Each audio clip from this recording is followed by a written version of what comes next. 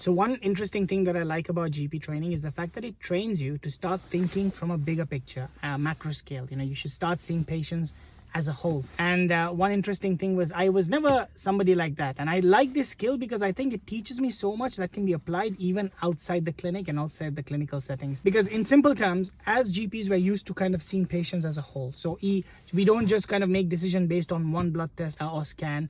We take the whole context in place. Like we kind of know what the patient, who the patient is, where the patient's coming from, what kind of background, economic, social background. In the hospital, it's more about the micro scale. You get all the blood tests done, all the investigations done, all the CT imaging, and then you make the decision.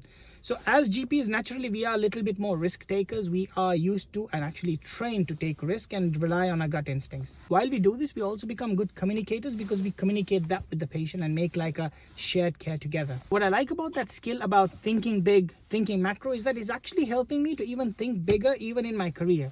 So rather than just thinking, going to the clinic and being a doctor and providing a service, I'm also thinking in a macro scale. Because if you think about it, healthcare is really moving forward. Health tech and AI is coming, and the way that it's all kind of integrating is brilliant to see how far we've come and how quickly we've actually come there. For example, years ago, we used to write in notepads. Now we're actually typing notes out.